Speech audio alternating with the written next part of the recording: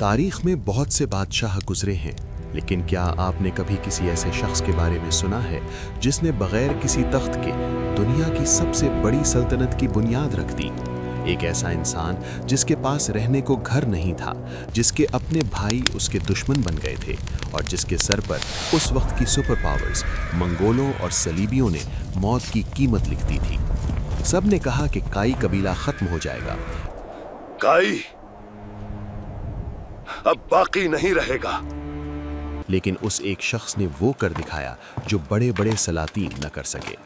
آج آپ Ertugrul Ghazi کو ایک ڈرامے کی وجہ سے جانتے ہوں گے، لیکن آج کی ویڈیو میں ورثہ نیریٹیوز آپ کو وہ سچ بتائے گا جو تاریخ کی کتابوں میں چھپا ہوا ہے، اور جسے جان کر آپ کے رونگٹے کھڑے ہو جائیں گے۔ کیا ارطغرل واقعی وہی تھا جو ہمیں اسکرین پر دکھایا گیا، یا حقیقت اس سے بھی زیادہ حیران کن کی؟ چلیے 13ویں صدی کے اس خونی باب کو کھولتے ہیں۔ کیا آپ کو معلوم ہے کہ تاریخ کے سب سے بڑے فاتح اور ظالم ہلاکو خان نے جب بغداد کو راکھ کا ڈھیر بنایا تو اس نے ایک ہولناک پیشگوئی کی تھی، اب کوئی نہیں جو ہمارا راستہ روک سکے گا۔ لیکن وہ ایک چھوٹی سی حقیقت سے بے خبر تھا۔ بغداد کی تباہی سے ہزاروں میل دور مٹی کی دھول اڑاتے ہوئے چند سو خیموں میں ایک ایسا بچہ پرورش پا رہا تھا جس کی تلوار نے نہ صرف منگولوں کا غرور خاک میں ملانا تھا، بلکہ دنیا کی سب سے بڑی سلطنت کی بنیاد رکھنی تھی۔ 13ویں صدی کا وہ دور جب زمین انسانوں کے خون سے اپنی پیاس بجھا رہی تھی۔ منگولوں کا طوفان جدھر سے گزرتا، پیچھے صرف لاشوں کے ڈھیر اور جلی ہوئی بستیاں رہ جاتی۔ ہماری زمین نہیں، ہمارا گھر نہیں، تو ہم کہاں جائیں؟ کائی قبیلہ جو کبھی وسطی ایشیا کا فخر تھا، اب ایک پناہ گزین کی طرح در بدر بھٹک رہا تھا۔ ان کے پاس نہ اپنی زمین تھی اور نہ ہی کوئی مستقل ٹھکانہ، لیکن یہاں ایک ایسا موڑ آیا جس نے تاریخ کا رخ بدل دیا۔ ارطغرل کے والد سلیمان شاہ کی دریائے فرات میں ڈوب کر موت۔ اب ہمارے پاس رہنما نہیں رہا۔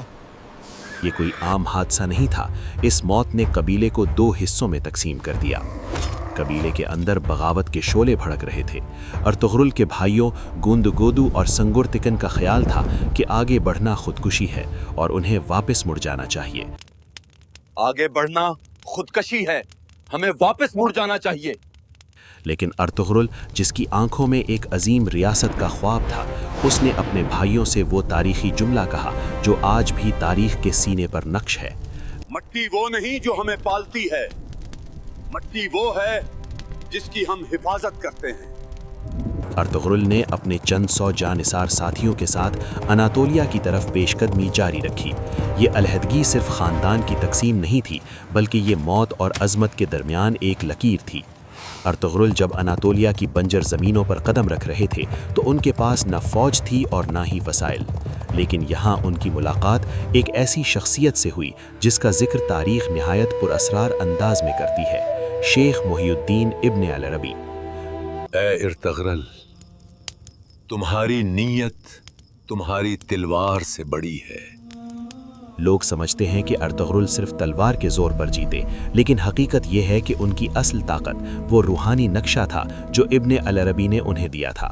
تاریخ لکھتی ہے کہ ابن العربی نے ارطغرل کو ایک ایسا خواب سنایا جس نے ان کے ارادوں کو ہمالیہ سے بھی زیادہ مضبوط کر دیا، لیکن اس خواب کی تعبیر اتنی آسان نہیں تھی۔ اس راستے کی قیمت خون اور صبر ہے۔ ارطغرل کو اس کی قیمت اپنے سب سے قریبی ساتھیوں اور الپ سپاہیوں کی قربانی دے کر چکانی پڑی۔ ان کے الپس جیسے ترگت، بامسی اور روشان ہم کائی ہیں، ہارنا نہیں جانتے۔ محض سپاہی نہیں تھے، بلکہ وہ ارطغرل کی اس سوچ کے علمبردار تھے جو ایک نئے عالمی نظام کی بنیاد رکھ رہی تھی۔ ارطغرل کو سوغد کا علاقہ کسی نے تحفے میں نہیں دیا تھا۔ در حقیقت سلجوقی دربار میں موجود غدار سعد الدین کوپک نے انہیں سوغد بھیج کر ایک موت کے جال میں پھنسایا تھا۔ انہیں سرحد پر بھیج دو، وہیں ختم ہو جائیں گے۔ یہ علاقہ بازنطینی سلطنت کی سرحد پر تھا، جہاں ہر وقت دشمن کی تلواریں لہراتی تھیں۔ سلطان کا خیال تھا کہ ارطغرل وہاں جا کر ختم ہو جائیں گے۔ لیکن ارطغرل نے وہاں اپنی سیاسی فراست کا وہ لوہا منوایا جو آج کے ماڈرن دور کے لیڈرز کے لیے بھی ایک سبق ہے۔ انہوں نے دشمنوں کے درمیان ایسی پھوٹ ڈالی کہ بازنطینی قلعے اندر سے کھوکھلے ہونے لگے۔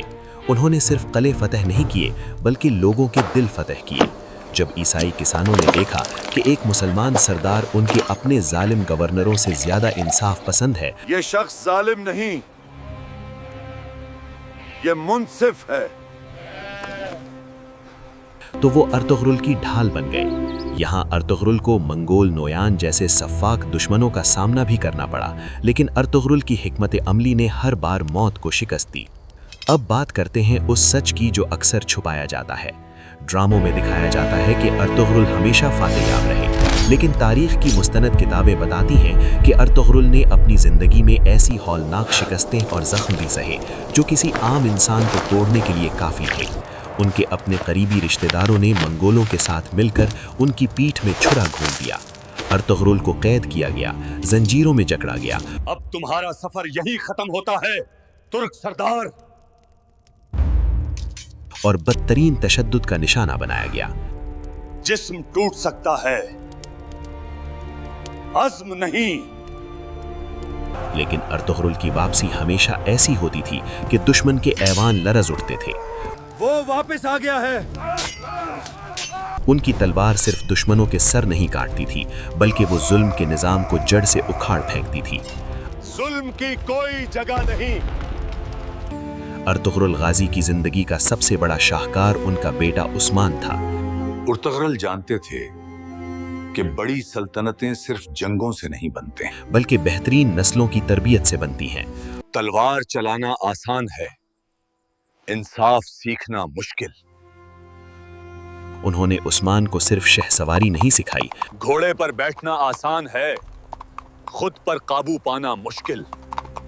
بلکہ اسے عدل و انصاف کا وہ درس دیا جس نے آگے چل کر سلطنت عثمانیہ کو 600 سال تک قائم رکھا۔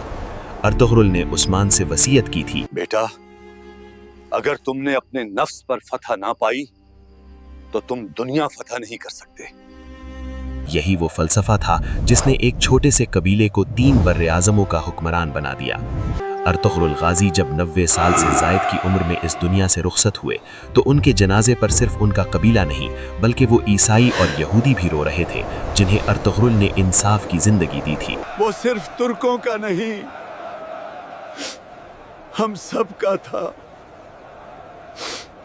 ان کی وفات کے بحث کچھ سال بعد ہی ان کے بیٹے عثمان نے اس عظیم سلطنت کا اعلان کیا جس نے قسطنطنیہ کی دیواروں کو ہلایا اور خلافت کا پرچم پوری دنیا میں بلند کیا۔ ناظرین، ارطغرل غازی کی داستان ہمیں یہ سبق دیتی ہے کہ جب سب کچھ ختم ہو رہا ہو، جب چاروں طرف اندھیرا ہو، تب بھی ایک انسان کا سچا ایمان اور پکا ارادہ پوری تاریخ کا رخ موڑ سکتا ہے۔ آج کے اس انتشار کے دور میں کیا ہمیں دوبارہ کسی ارطغرل کی ضرورت ہے یا ہمیں خود اپنے اندر کے ارطغرل کو بیدار کرنا ہوگا؟ ارطغرل غازی صرف ایک نام نہیں، وہ ایک سوچ ہے، ایک غیرت ہے اور ایک ایسا ورثہ ہے جسے ہم کبھی فراموش نہیں کر سکتے۔ اگر آپ کو ورثہ نیریٹیوز کی یہ تاریخی تحقیق پسند آئی ہے تو اسے دوسروں تک پہنچائیں، اس ویڈیو کو لائک کریں اور کمنٹس میں بتائیں کہ اگلی ویڈیو کس شخصیت پر ہونی چاہیے۔ چینل کو سبسکرائب کریں تاکہ آپ ہمارے اس تاریخی سفر کا حصہ رہیں۔ میں ہوں آپ کا راوی اور آپ دیکھ رہے تھے ورثہ نیریٹیوز۔ اللہ حافظ۔